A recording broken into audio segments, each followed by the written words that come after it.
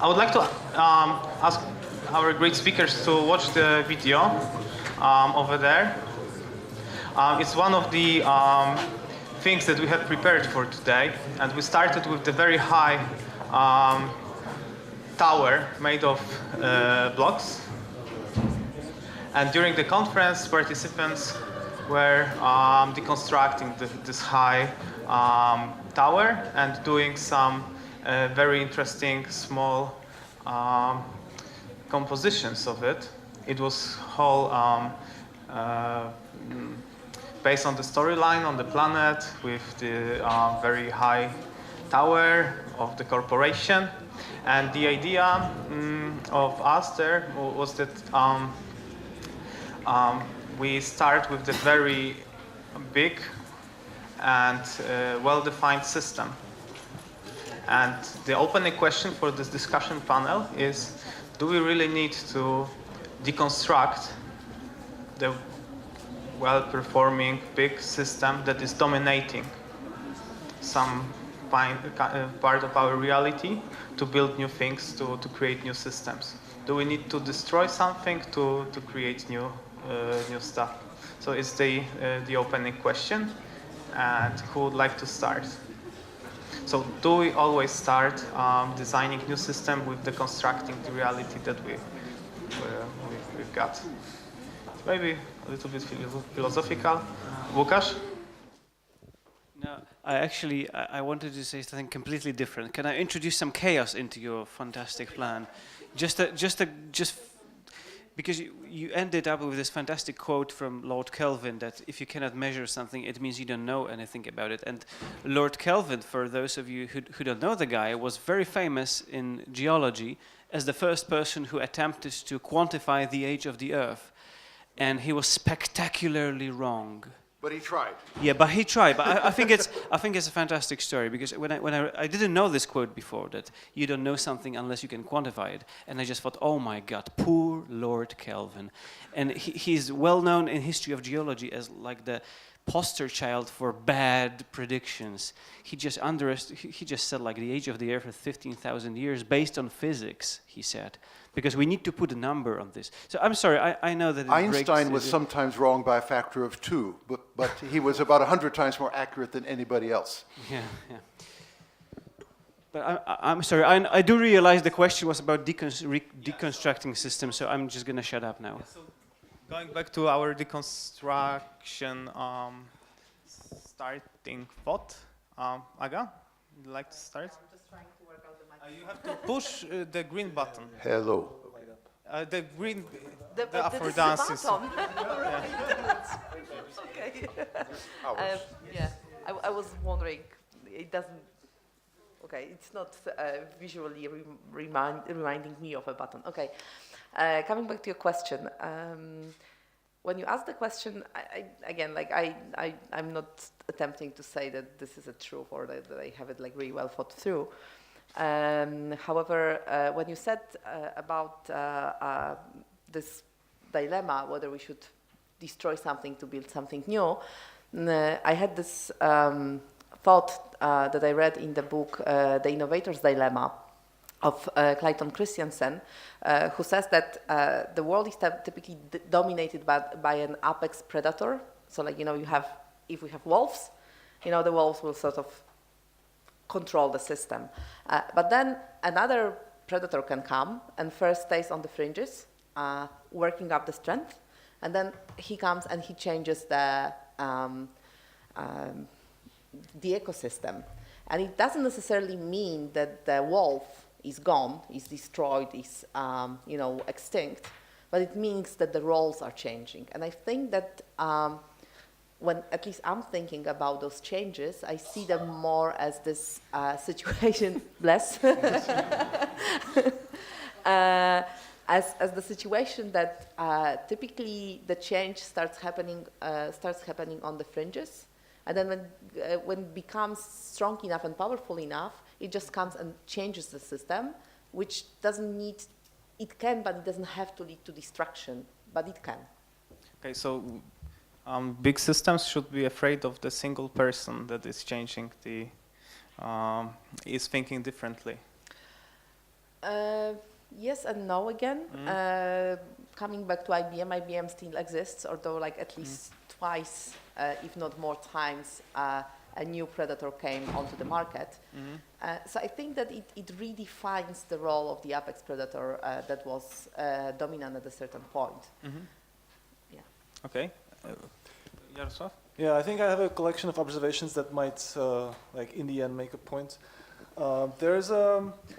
It reminded me of like several kind of dualities that have been described in sociology of, everyday life. There is this dichotomy of strategies and tactics that were introduced in and I'm right now kind of blanking on the name, even though it's I'm citing him all the time. But I mean, there are strategies that are deployed by those in power. So those can be big companies, or those can be kind of political hierarchies and structures. And then there are tactics that are always kind of localized, and they're subverting the system. And these are kind of two processes that can actually be happening at the same time. So you don't have to destroy in order to be able to build something new necessarily. And that also kind of brings me to another dichotomy introduced by Claude Lévi-Strauss that's between a bricoleur and engineer. And he says, like, obviously, engineering is a major mode of creating stuff. And the difference between an engineer and a bricoleur is that the engineer kind of has everything thought out before he or she starts working on it. So you have a design, you have a plan, you have resources set aside, and then you start working. But the bricoleur kind of works with whatever he or she has at their disposal at that certain time.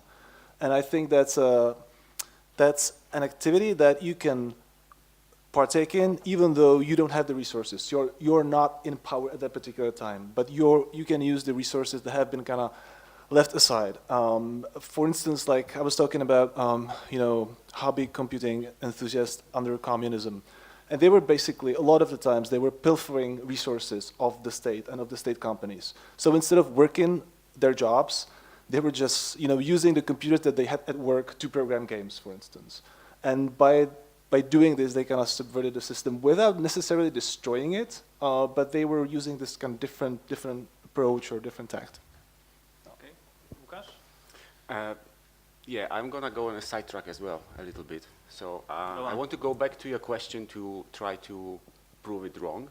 That's basically a wrong question. These days, at least. So the question. Sorry. So the question was, can you repeat the question for Tom? Tom? Do we need to destroy the old system in order to build a new one? No. Deconstruct. Or deconstruct. No. So something that has been bothering me actually from for a while, and especially basically today, the whole day, starting from your talk, and then I went back into the title of this conference. Because I think underneath all our thinking, there is an idea that you can predict the outcome of your system. And that is simply, I don't believe that is simply true anymore. Yeah? So when in your talk, Paweł, you were talking about these unintended consequences, there's one thing, if you are trying to predict unintended consequences or guess them or figure out where they are, but you also use the word predicting the future. And this is something that I think we are not really capable of doing. Yeah, sorry for interrupting you. Of course we can't, and I told it. I said we can't predict the future, but we can do predictions. Yeah. And that's the difference, because we can use our imagination to speculate about the future, and we should do it, but we can't say that we are sure that something will happen in the future. We don't have the power like this, but we can speculate about the future and discuss different option strategies and I futures. Yeah. I agree with so you. That was my point. Yes. Still, if we are thinking that we can even start predicting the future, there is an implied assumption that there is a causality, and that the system or the behavior is repeatable. And I dare you to walk into any group of people, could be as much as 2, tell to them good morning in the same tone every day, same people, same place, you have a different answer every day, different response every day.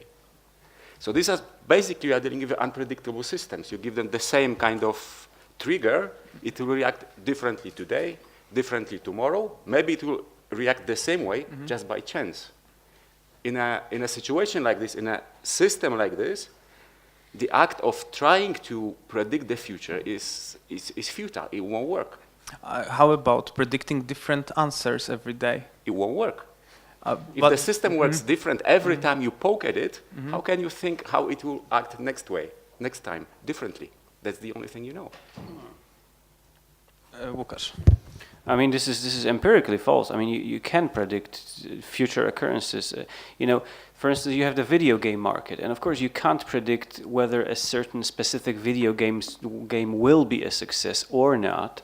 But you have hundreds and thousands of games. So when you enter, GOG or Steam and just go through the games and you gather data, you can easily predict the average success rate of a certain type of game in the next month. I mean, it's just arithmetic.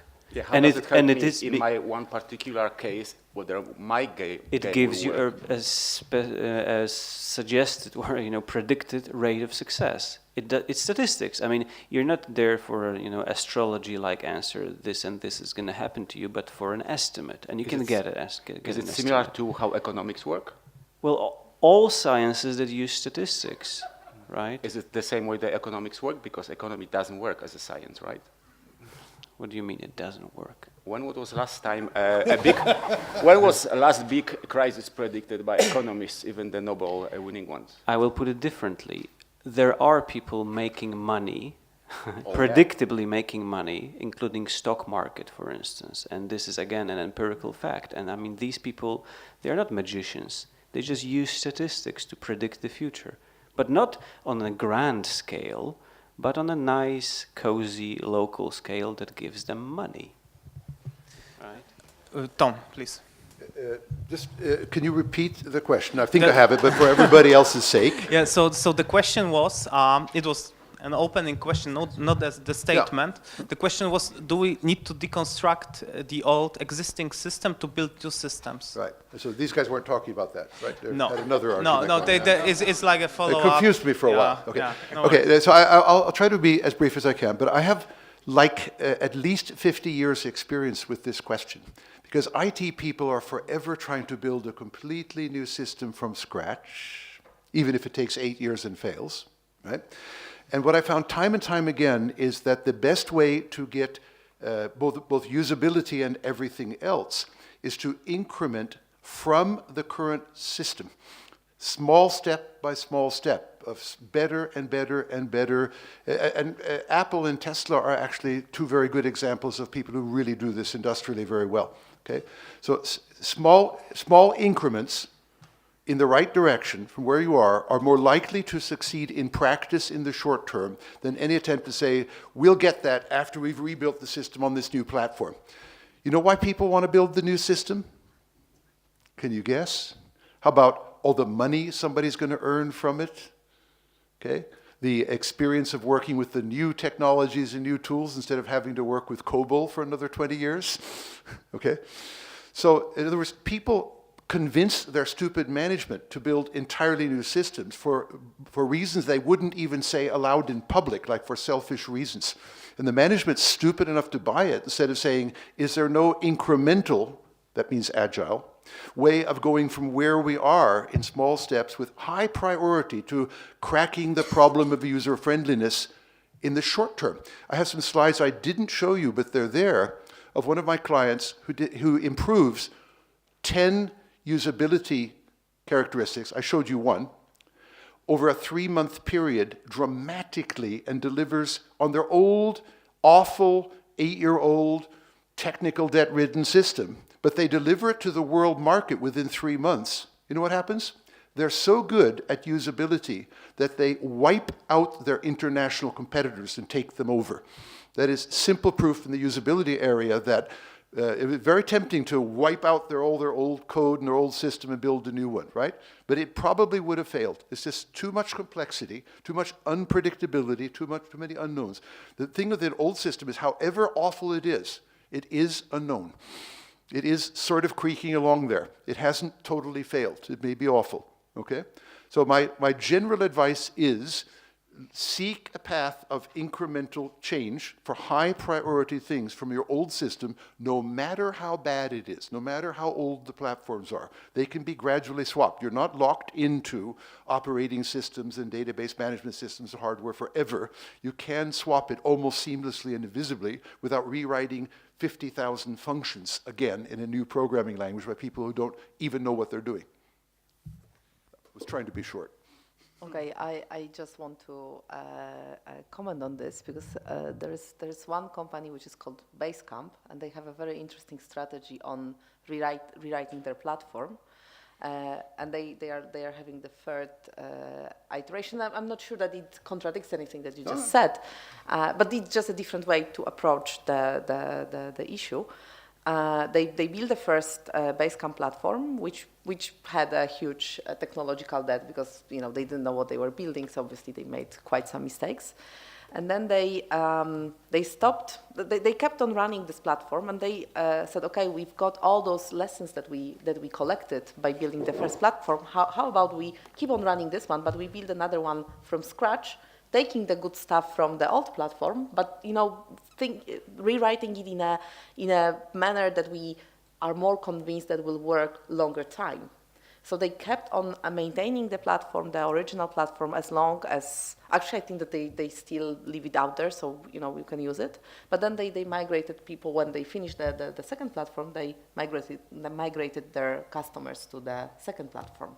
And once they finished the second platform, instead of working on this, they started this process all over again. So they said, okay, that was our second iteration. We've learned so many things. So how about we build the third one? And I think that, I'm not saying that it contradicts anything that you just said. It's just a different way of thinking how incremental change can be implemented. So if I could add to this, actually, I don't think it contradicts. I know the story a little bit. You're allowed to contradict me. Yes. You're my friends. I know, but those two stories are very coherent, because they did a lot of background check and checking their own system. They really learned the lesson, what works, what doesn't, and they concluded in order to improve these aspects, it's cheaper for them to build from scratch. It was a conscious decision, and they are Usually a wrong conclusion based on greed for having the new system and ignorance of the problems of getting it. Let's talk about this offline, not these guys. This is special case. I would... Special case. It might be correct in the special case. Yeah, I would advise almost everyone against it, but this is a special bunch of guys. Exception proving the rule. Yeah. Jaroslav. Yeah, I was just gonna kind of comment on what Tom said, and I think that it relates to the question of scalability. So I mean, there are today systems, software systems that have been in operation since the 60s, and many of them like on enterprise level, computer engineering, I mean, software solutions like SAP or Oracle. Like, if I'm not mistaken, like the core of the systems are still pretty much the same as in the 60s, and I mean, because it operates in such a huge scale that. It's actually easier to kind of cover it in layers and layers of interface rather than like reprogram it from scratch. On the other hand, like if you're doing customer level stuff like Windows or Mac OS, it's much easier to kind of deploy new systems because you can, without much cost, replace the old one with the new one. Okay, so like following on what you just said. There is an example that is a very interesting one of a system that has been designed, correct me if I'm wrong, in the 60s. And this is the system that is the base for all of us booking our plane tickets. And basically, it has been designed in such a way that no one really understands how it works anymore. So everybody's totally afraid to actually do anything about it. And the problem is that probably in this particular case, the safest might be to just rewrite it because the complexity of the calculation of getting the connections is just like consuming a lot of computer power. Okay, we have a lot of it now, so maybe That's the reason why it's still there. However, indeed, this is a problem why we don't get the most optimal options in many cases. We've got a specialist here on this subject. I used to work with that system for the last 6 years. I'm not sure if... Name the system, please. Sabre. Sabre, right. Okay. I'm not sure because, but I know the estimate was that it's going to last for the next 50 years. So it's going to be almost 100 years old. Really. I mean, it's quite spectacular, right? I mean, it works, and it's a great company to work for. I've spent there 6 years. The thing is, as you said, all the layers and building all this stuff on top of it and on top of it. I think they lost agility at one point because you just things get so long to be built from when they're designed. Phrased differently, they got into deep technical debt. Yes. Okay. Exactly. Just That can happen. So that's my comment. Thank you. Thanks. I don't know that much about design, but in sort of my business, which has to do with science, there's this very well-known feature of theories that all scientific theories basically go through stages, and after a new theory is introduced, it explains a lot of data. But then there's more data, and then you have to refine the theory and make, add-ons and put on additional layers and additional elements and sub-models, and it just grows into this large, basically tumor of a theory, and then it breaks down at some point because it can no longer sustain itself. It's too complicated, it's too complex, and this is the point where you have to start rethinking from scratch because I mean, the most famous case would be astronomy, where the geocentric model worked nice, and by the times of Copernicus, there were so many add-ons that it kind of covered the movement of the bodies in the sky, to the point that Copernicus' system was factually correct, but computationally it wasn't as good as the old geocentric system, because if you wanted to compute where a planet will go, you started out with this first approximation and you had another approximation and another.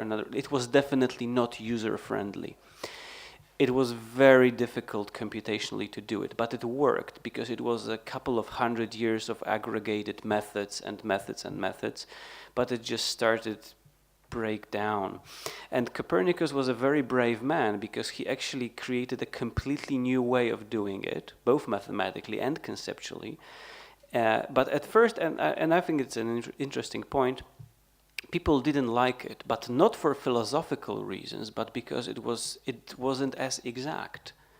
Simply, as simple as that. And I think it's a weird case and sort of unintuitive.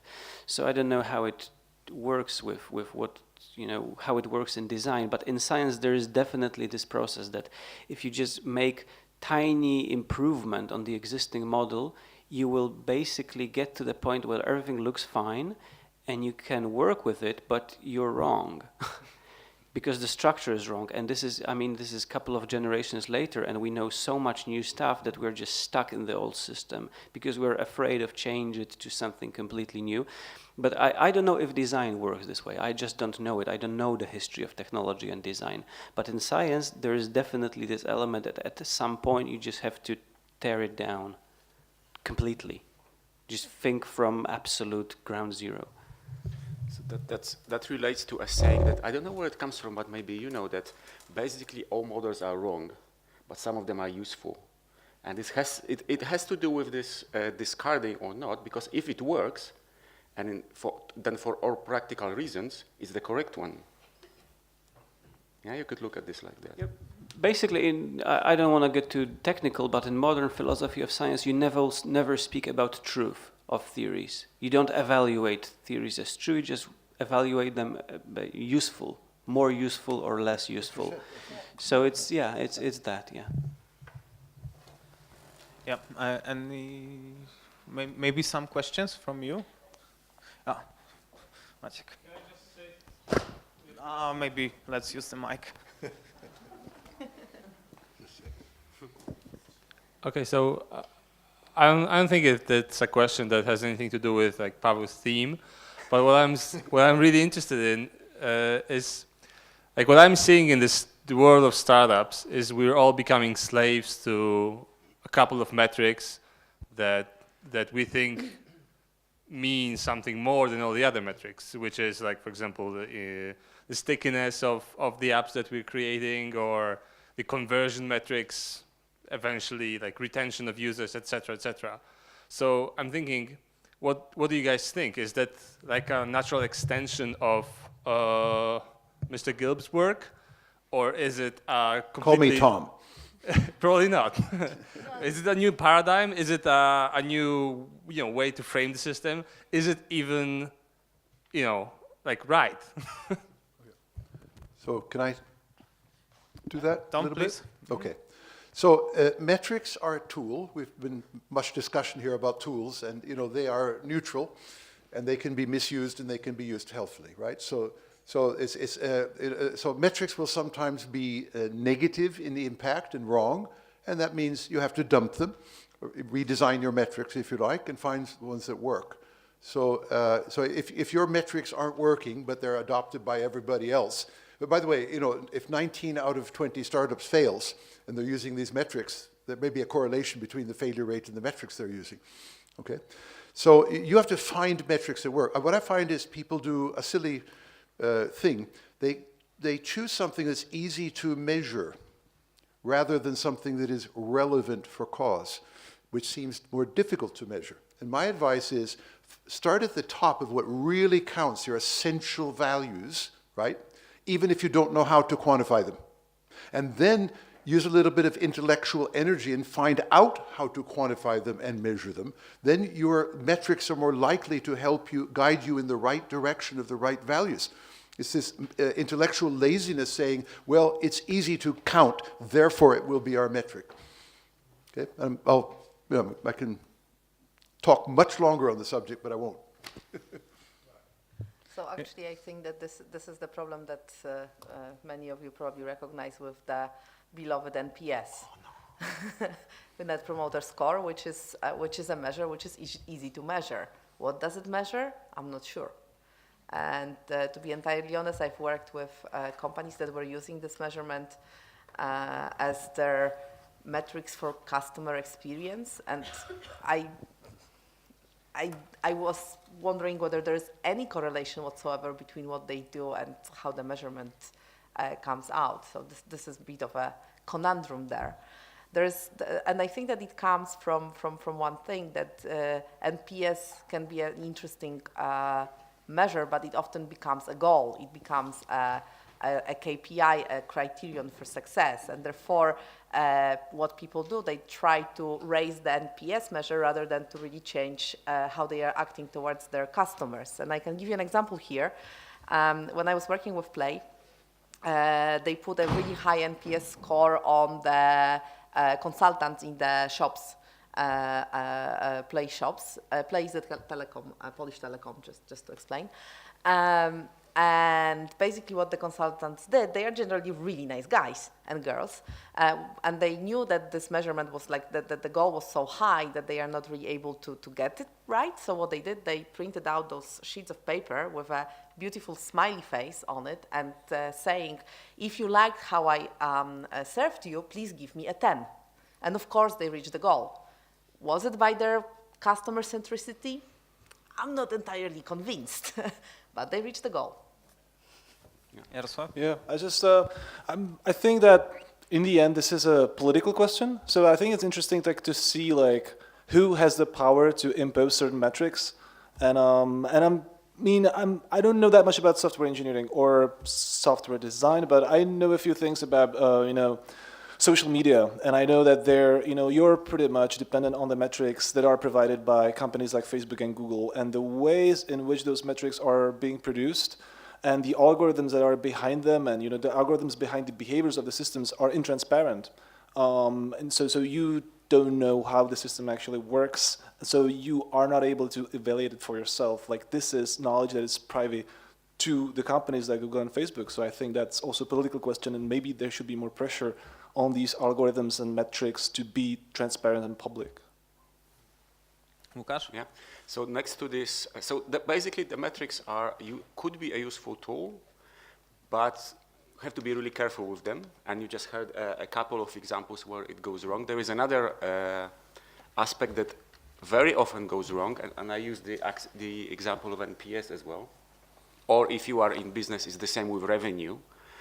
If you have a metrics that is, suppose that this NPS is really legitimate thing that you really want to observe, and it correlates to something that is important to your company, just like revenue is for startups, for example. If this metrics is kind of all-encompassing on a high level, and it goes down, you won't know why it goes down. Yeah, your NPS goes down, and you don't know. I mean, what's changed? What should I do to bring it back? The same with revenue; it can go down for a number of reasons. And the whole point that, at least the point that I learned the most from Tom's work is there's the decomposition of these metrics, right? So if you have a revenue, it's your composed of new clients, clients leaving you, and the size of the deal per client. And if you want to influence any of these three aspects, you do very different things. With NPS, it's the same. If the people are not really promoting you, are not happy with you, it could be for a number of reasons. And if you track only this one top-level metrics, it has a nice aspect of catching many things that you do. But if you have to react, you cannot react on these high-level metrics alone. So you need basically a system of those metrics if you want to be really driven by them. Yeah, so like, for example, NPS is a great example of what you just said, like an all-encompassing metric. But there's another end of the spectrum when you've got these like, for example, A/B tests on a particular feature or copy on a button, where you could get really specific in those. And it's easy to forget when, things like, for example, how much time we're saving for our customers, or what is our actual goal with this application, because we're optimizing these little. Yeah, but it's important that you keep connection between those metrics. It is possible to say, NPS is, in our case, composed of this, this, and that, and for a different company, it will be composed of something else, and you track all of them. It's not that difficult in the times when you have, everything in computers. Yeah, but actually, I think that what you just said is that redesigning the copy on a button as much as measuring NPS is the easy job. And I think that was what Tom's point was, that we tend to get lazy and go for the easy stuff rather than to try to understand and figure out the stuff that matters, which is often quite painful when it comes to those processes. It is easier than you think. Just Google it. Okay. And set some time aside to really go through that, because I think this is really what's stopping tools like Tom's from like a wider adoption. These days the world seems to be really kind of on the run. Like for example, I also had arguments with people who are really big proponents of now I blanked out lean startup. Yeah? There the idea is that you try, see what sticks. That's fine if your cost of failure is low. But if you do something like for US Department of Defense, I mean, they cannot stop their wars because their system failed, right? They can stop it maybe for a different reason, but not because the system failed. And then the idea is if the cost of failure of a wrong decision is high, you have to train ourselves to, okay, sit back, let's do some analysis. Maybe not, for weeks, but do some thinking, more like an engineering approach before we act. Okay. Yes, please. Just a random factoid, maybe related. You said about the US Army. I was just randomly reading a couple of days ago about the airplanes used by the US Army, and I was just shocked by how old they are. Just Google it, it's fascinating. The actual airplanes right now used by the US Army in their theaters and operations and so on, designed in the 50s. Really, I mean, it's just a random factoid, but I personally found it fascinating. There are some new ones, but stuff built in the 1950s, it's still flying and doing its job. I mean, whew, for me, that's it. I was born in the 40s, and I'm still flying and doing my job. Yeah. Follow up in your factoid the lecture from our speakers from Exorion project. They were talking today about also about how old are the stuff that is flying on our orbit. It's for the designs from 80s, I think, or maybe you would like to add something to this discussion? Yeah, Voyager 1, yeah? The story from like 2 weeks ago? Yeah. Oh, I thought you wanted to I don't know the So story. basically I was so focused on World Disability Day, Silesia, that I haven't... Yeah, so the Voyager 1, the probe, was... The engine was awakened after 37 years. Yeah. It worked. It took 19 hours for the signal from the Earth to get to the probe. You know, let's try the engines. Another 19 hours. Well, it worked. Imagine that. And you know what language it's programmed in? Fortran. And NASA had actually like an offer looking for programmers of Fortran. Just a single one is needed. But they still need Fortran programmers. I don't know if anybody knows the Fortran language. Anybody? Yeah. Yeah. Best language ever.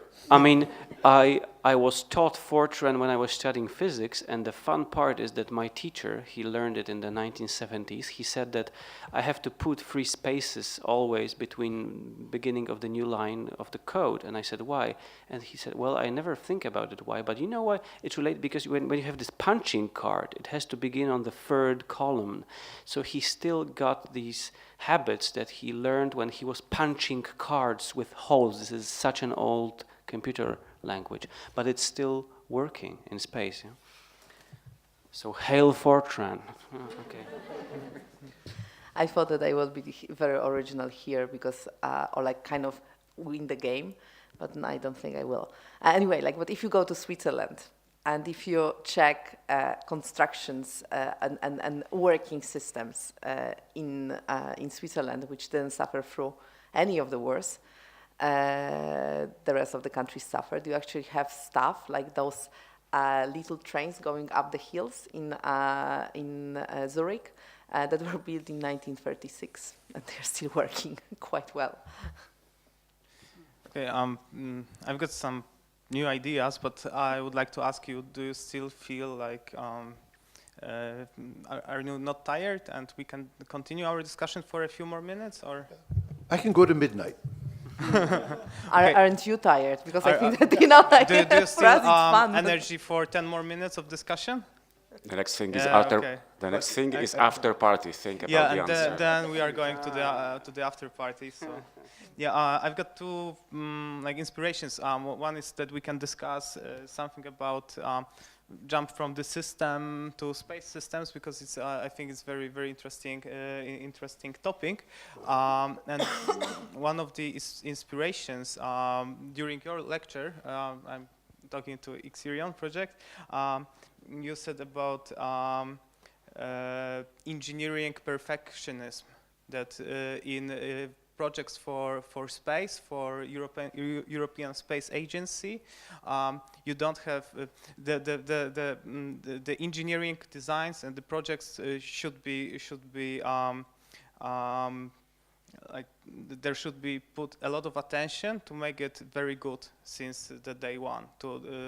That's what I understood. So this approach that is very popular in Silicon Valley, and also it influenced our own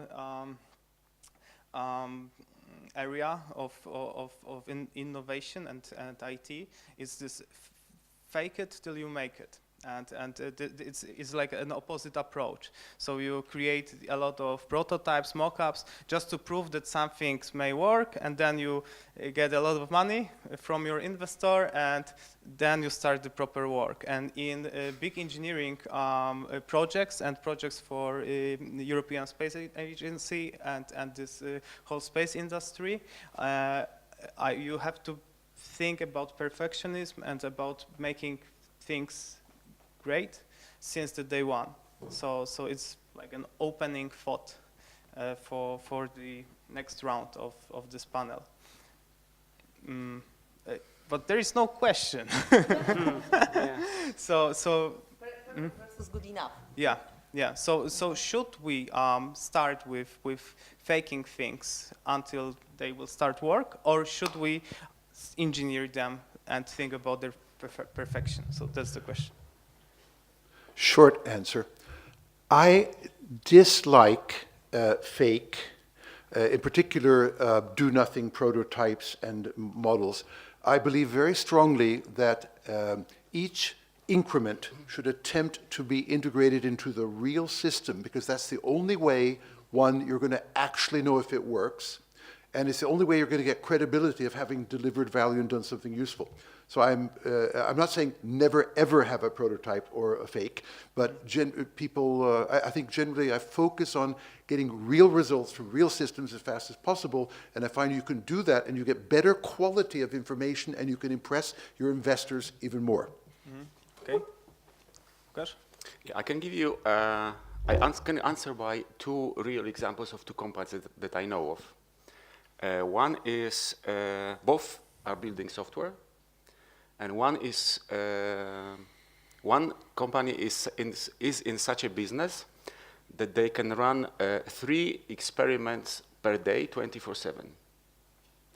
The other company is in such a business that the new feature, a major feature to basically launch, it takes them 3 months.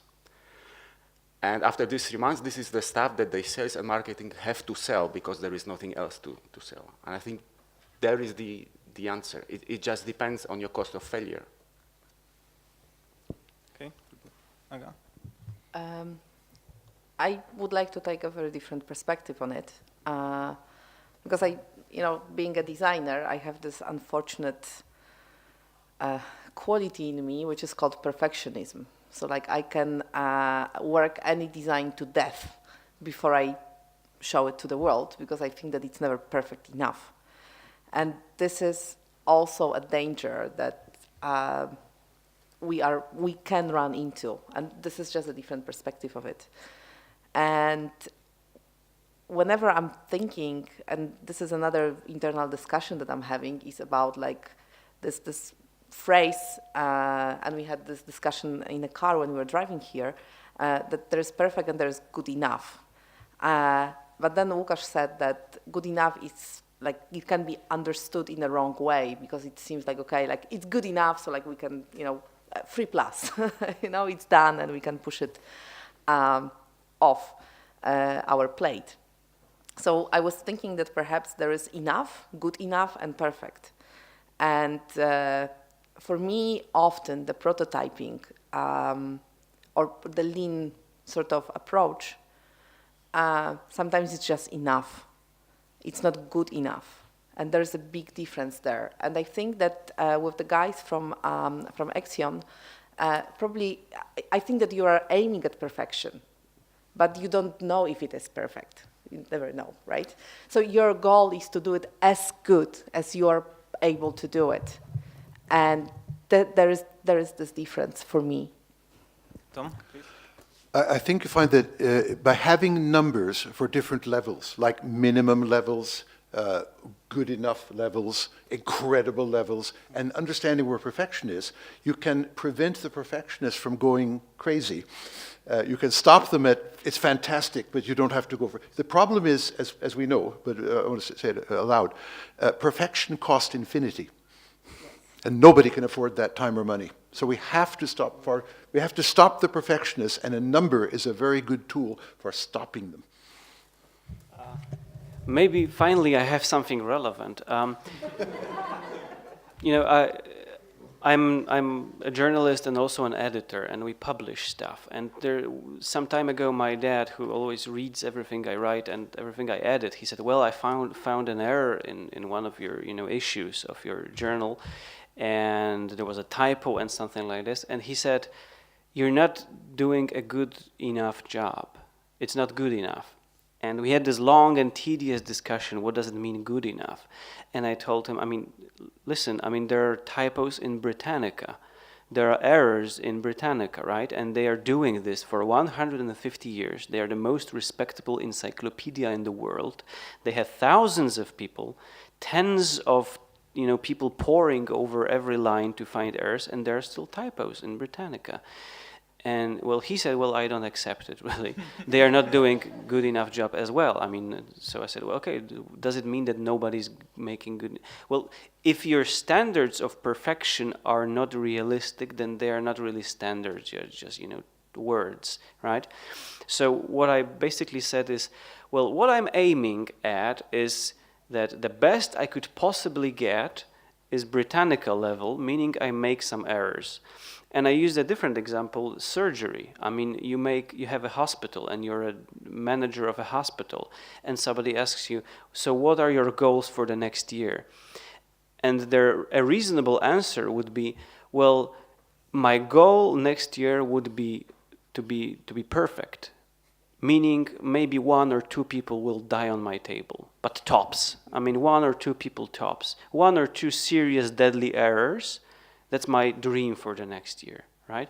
And it sounds scary, but I think that at some point you really have to let it go and just assign numbers. So it means that if 5 people would die on my table because of my error, that's, well, sort of weak. I'm not going to be very happy. If 1 or 2 people will die on my table the next year, excellent. I should get an award, right? Because less is non-realistic. And when I sort of expressed this even to myself, I was kind of relieved, but it's also a scary idea. I don't know what to do with it, because we talked about, typos. In a magazine, it's not a big issue. If I let a typo, nothing's bad is going to happen. But as soon as I transported it to the environment of a hospital and saving people's lives and operating on an open heart, it sort of became a much more serious issue. And I don't know how it works in design, right? I guess when you're designing bridges, it's a big thing. How many mistakes can you make? But when you're designing a web app, it's a different problem. So there's this problem of how perfect does it have to be, but also based on what you're doing. I think you have to be very realistic with how important is the stuff that you're doing. But it's difficult, because you may come to the conclusion that what I'm doing is not that important, really. But the key is the number, right? You just have to assign a number.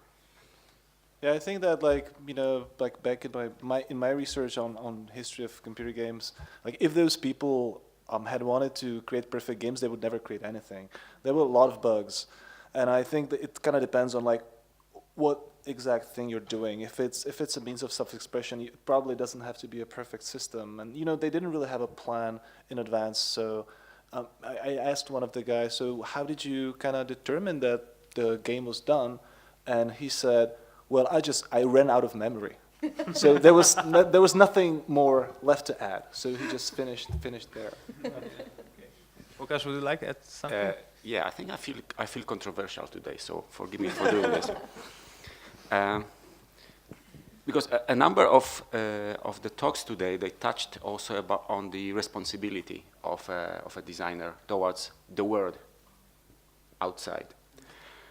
But I have this discussion, and also I'm thinking about it a lot in the context of software engineers. But just now it dawned on me that it probably could apply also to designers like yourselves. That you are also professionals, right? You are not working. Some of you work probably for charities, and some of your projects are also charitable one way or another. But at the moment that you are charging someone for your work, you are a professional. which means you have to deliver them value, and you can refuse maybe working on, I don't know, guns or things like this for the ethic reasons, but if it's within your ethical comfort zone, you work for that, and you have to deliver something. I think you should be professional when working for free for charities. Yes. That is, your standards of excellence of delivery of your work should be at the professional level, even though you're not being paid. That's true, although I'm driving on a different definition of a professional. But one who gets paid. A yes. paid professional and a non-paid professional. Yes. Okay, but professional at all times. Yes, so I'm thinking, so if you're a designer, you are bringing some value into your company, right? Which also means that if you wait until or work until you think your design is perfect, you are probably wasting, you are costing much more money than you need to in order to deliver something that would be acceptable level of quality for the market, for your customers, and so on. So there's also basically a dichotomy or a balance to be found between your internal urges, and me as a former software person, I had also these urges. This design the code and the architecture has to be beautiful, perfect. Yeah, but this level is good enough. We have to launch it and start making money of it. And if it's successful and we have to scale it, maybe we'll rework part of this. But for now, we have to launch as it is, even if I'm not really, proud to put my name on it. Yeah, but there is always sometimes you are forced to do something really quickly, and also if we are talking about professionalism, is the time when you can reject to do something, because making things too quickly means that you will not be able to put enough attention to deliver value. You will have to fake it, or you will have to do some very big approximations, for example. So it's also about professionalism to say, oh, okay, I will not do it because I have not enough time for it. Maybe we should do something else. I agree with you completely. I think it's important to have the whole set, because if I'm a designer of an IT system or something like this, and I look only at what I think is important to me and my architecture, and I say, I cannot do this in 3 days. But the CFO comes over and says, but if we don't have it on the market in 3 days, we are dead in the water. This company, gets dissolved, everybody goes home. Now we can discuss about, trade-offs. I have a trick for exactly such cases. I sometimes say something as follows. Okay, you say do it in 2 weeks, and I'm telling you that it cannot be done in 2 weeks. But if you're willing to pay me, we can do the following. You'll pay me for 2 weeks' work, and I promise that I will spend the next 2 weeks working to the best of my professional abilities, and this is my professionalism for you, but I cannot promise that you will get a product. And you would be surprised how often it works, because I think it's honest to some level that I can offer you my time with this, fine point that I personally and professionally think that this is not enough time to deliver a product. And I'm often surprised how often that works and how often it was still worth it. Yeah. Because then you get something, and then it's, because everybody's late with everything, as you probably all know. Anybody who did anything knows that everybody's always late with everything. So the deadline of 2 weeks has actually the hidden 1 week before, somebody pays someone, somebody forgot to put something on the website. So I mean, working is always better than not working. Please, Tom. Yeah, everything is always late, but there are some people who long ago have learned to get everything done on time. So I can cite for you, you can look it up, Google it, IBM Federal Systems clean room method, done on space and military systems such as shuttle, delivered for a 10-year period, software always on time, always under budget at the highest quality levels. They did it using a smart form of agile, which tried to learn a maximum possible on every 2% incremental step. Okay, so there are, and this works for my own method, EVO, which is essentially the same thing. So there is, we are late because we don't use smart enough methods. Okay, we are not late because we inevitably are late, with certain exceptions in my family who just like to be 5 minutes late on principle. Okay, I'll try to have a different perspective on being late again. This is something that I observed when we moved from the Netherlands to Poland.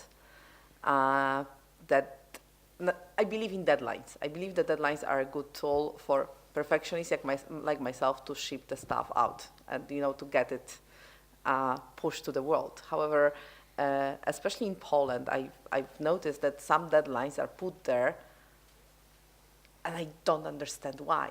There is no business reason to do it. There is no logical reason to do it like this, and there is actually financially this is a worse decision than to give a little bit more time to actually do a good job. And I remember once, I give you also an example. I was working for a company, and they were designing an internal system for sales support. It was a B2B solution. And they had a part that was responsible for so-called special offers, so offers made to big corporations. They are always sort of adapted to their needs, and the rest of the offers that were, for medium enterprises and small enterprises. And it was logical to make the system connected with each other because, like, the elements in both systems were exactly the same. It's just like, you just have more sort of buttons that you can press in the special offer, but generally the system was the same. But there was this one director who really wanted his system to be first. And because of that, we spent twice as much time to design it, twice as much money, if not more, and actually the system was suboptimal at the end. And these kind of deadlines, I completely don't understand. And I think that, and I'm often fighting these deadlines, and these are the scenes that I'm making, like slamming the door and leaving the room, because this is one thing that I cannot accept. I cannot accept a deadline that's unreasonable. Okay, I think we are running out of time because we want to meet deadlines and be right on the schedule. So I would Party deadline is important. Yeah, after party is coming, I would like to ask you for a big applause for our speakers today.